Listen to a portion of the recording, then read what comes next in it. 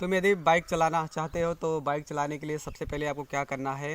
यदि आपके पास Splendor, hero Splendor plus गाड़ी है 100 सीसी इंजन के साथ, तो आप क्या करेंगे, सबसे पहले आपको क्या करना है कि चाबी लेना है। सबसे एक एक टिप्स बताएंगे आपको। शुरुआत में आपको क्या करना है, यदि आप नए हैं और बाइक यदि आप चलाना चाहते हैं तो बाइक कैसे आप चला सकते हैं। बाइक में सबसे पहले आपको चाबी लगाना है। चाबी लगाने के बाद आपको उसे ऑन करना है। यदि आप उसे ऑन कर देंगे तो उसमें एन लिखा होगा। एन का मतलब होता है न्यूट्रल। यदि वो लाइट जल गई तो समझ जाइएगा कि आपकी गाड़ी न्यूट्रल है, यानी गियर इसमें नहीं लगा हुआ है, आपको गियर लगाना पड़ेगा।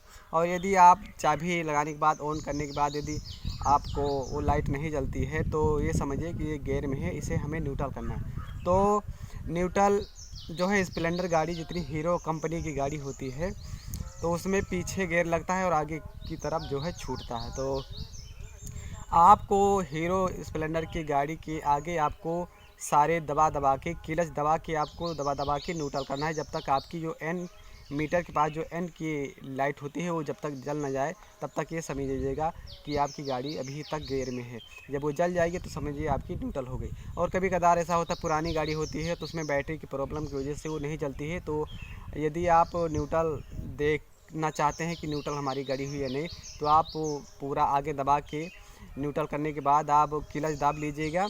और उसके बाद जो किक होती है, किक पर दबाकर देखेंगे 2-3 बार। यदि आपकी गाड़ी आगे नहीं बढ़ती है तो आप ये समझ जाइएगा कि जो है आपकी गाड़ी न्यूट्रल हो गई है। और ये पहला टिप्स है जो है और न्यूट्रल करने का और जानने का तरीका। और आप इससे भी जान सकते हैं कि उसे आगे पीछे और थोड़ा आगे पीछे खिसका के देखेंगे तो रुक जाएगी, जाम चलेगी, तो आप समझिएगा कि ये गियर में है।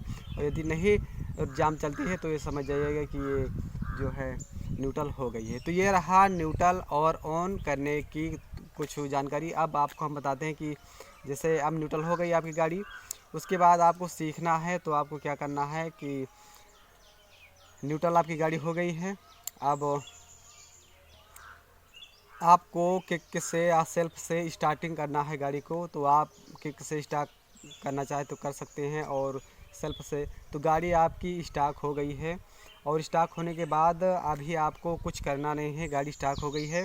अब आपको यदि गियर लगाना है तो आपको क्लच दबाना है। अब ये आपको यहाँ पे ध्यान देने वाली बात है कि आप जो है कुछ भी करें गियर के साथ, जो है गियर के साथ आपको कुछ भी करें, न्यूट्रल करें या आपको गियर लगाना है या धीम करना है, कुछ भी करना है तो आपको क्लच दाब कर ही काम करना है। सबसे मेन होता है क्लच।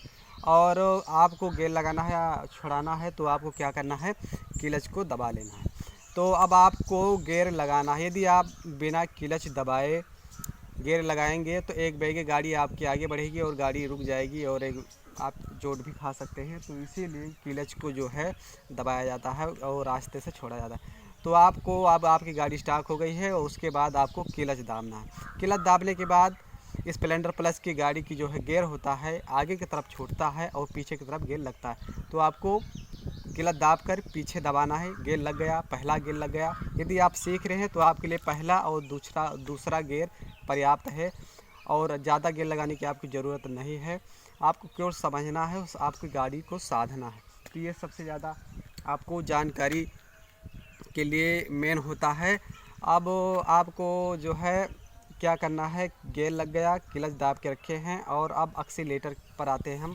एक्सीलेटर जो है देखा जाए तो दाहिने हाथ में होता है और बाएं हाथ में क्लच होता है। ये आपको हमेशा याद रखना। हर गाड़ी जितनी टू व्हीलर गाड़ी है, जो मोटरसाइकिल है, उसमें ऐसा ही होता है। दाहिने हाथ में एक्सीलेटर होता है और बाएं हाथ में जो है क्लच होता है। बुलेट हो, अपाची हो, पल्सर हो, स्प्लेंडर हो, कोई भी गाड़ी हो, उसमें जो है आपको ऐसे ही देखने को मिलेगा। हर गाड़ी की जो है गियर चेंज हो सकता है, एक आगे और सारे पीछे ऐसा हो सकता है, लेकिन जो है क्लच और एक्सीलेटर ऐसा ही होता है।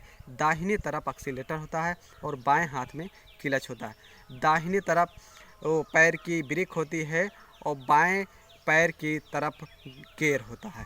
तो अब जो है आपकी गाड़ी स्टार्ट हो गई है और जो है गियर लग चुका है। अब आपको क्या करना है, आपका एक्सीलेटर आपको भी हटना नहीं है। एक्सीलेटर आप 2 पॉइंट हल्का सा, यानी बार भी आपको एक्सीलेटर जो गाड़ी स्टार्टिंग में चलती है उससे हल्का सा एक्सीलेटर तेज़ करना है आपको, ज़्यादा नहीं, थोड़ा सा। तो थोड़ा सा आप तेज़ कर लिया।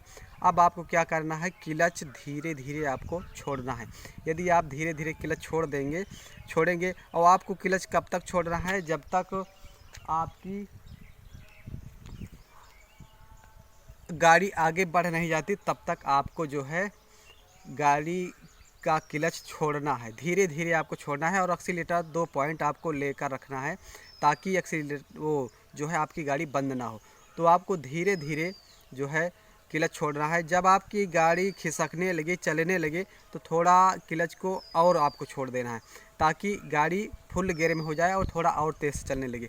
तो आपको जब आपकी गाड़ी खिसकने लगे तो आपको क्लच थोड़ा तेज़ से छोड़ सकते हैं ताकि आपको धक्का नहीं लगे, क्योंकि वो ढनक रही है इसीलिए। तो आप जब पहले गियर में चलेंगे तो आपको थोड़ा प्रॉब्लम इसलिए होगी कि एक्सीलेटर जब आप डाउन करेंगे तो डाउन हो जाएगी गाड़ी, और एक्सीलेटर ऐंठेंगे तो हच से, यानी आपको पिकअप के साथ आपका पहला गियर काम करेगा।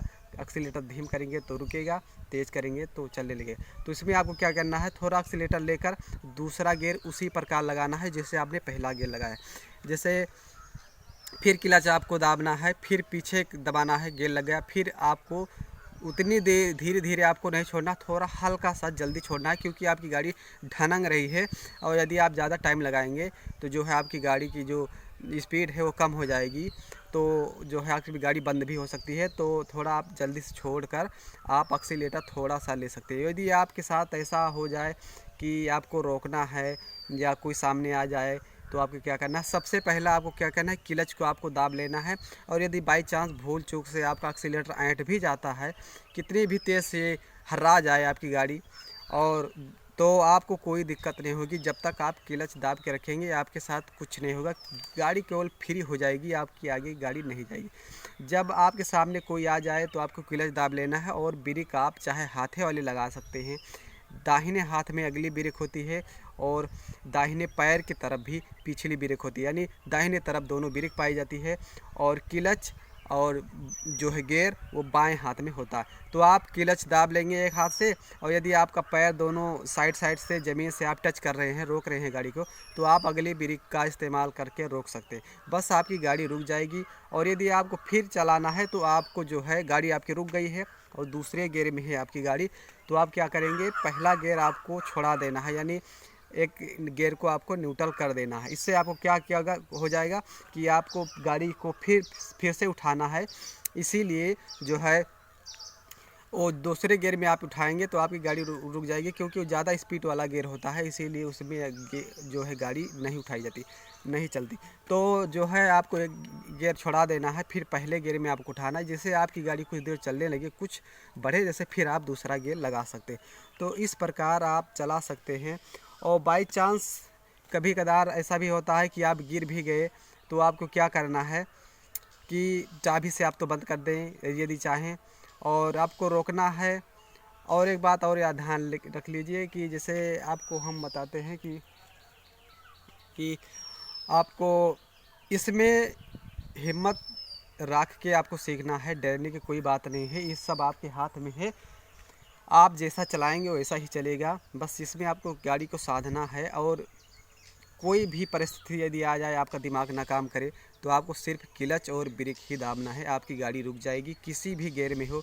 एक्सीलेटर यदि बाई चांस ऐंठ भी जाता है तो आपकी गाड़ी नहीं भागेगी आगे और आप रुक जाएंगे। तो इस प्रकार आप स्प्लेंडर प्लस हीरो की गाड़ी फैशन प्रो स्प्लेंडर आप सीख सकते हैं। और उसके लिए आप जो है, और एक सावधानी आपको हमेशा याद रखना है कि कभी भी आप गाड़ी सीखें तो पहले गियर में ज़्यादा समय तक ना चलाएं, ज़्यादा दूर तक पहले गियर में ना चलाएं, क्योंकि पहला गियर केवल गाड़ी चलने के लिए होते, थोड़ा ढनगने के लिए होती है, वो उससे आपको सफ़र नहीं कर सकते, केवल उस गाड़ी को ढनगाता है पहला गियर, इसीलिए होता है। तो पहले गियर में आप गाड़ी ना चलाएं, क्योंकि जहाँ तक आप कोशिश करें, यदि आप सीख रहे हैं तो दूसरे गियर में आप गाड़ी चला सकते हैं। नहीं तो इसमें आपके क्या होगा कि आपका इंजन, आप पहले गियर में आप गाड़ी चलाएंगे तो आपका इंजन हीट हो जाएगा और आपकी गाड़ी ख़राब भी हो जाएगी, और नुकसान भी आपका हो सकता है हीटिंग की वजह से। तो ऐसा करें कि आप सीख रहे हैं तो दूसरे गियर में गाड़ी अवश्य सीखें। और सीखने के लिए आपको सबसे जो है स्थान हम आपको बता देते हैं कि मैदान में सीखें, जहाँ पर जो है पेड़ वगैरह ना हो। जैसे जहाँ पे बच्चे फुटबॉल गेंद वगैरह खेलते हैं वहाँ पे आप सीखेंगे तो थोड़ा जल्दी आप सीख लेंगे।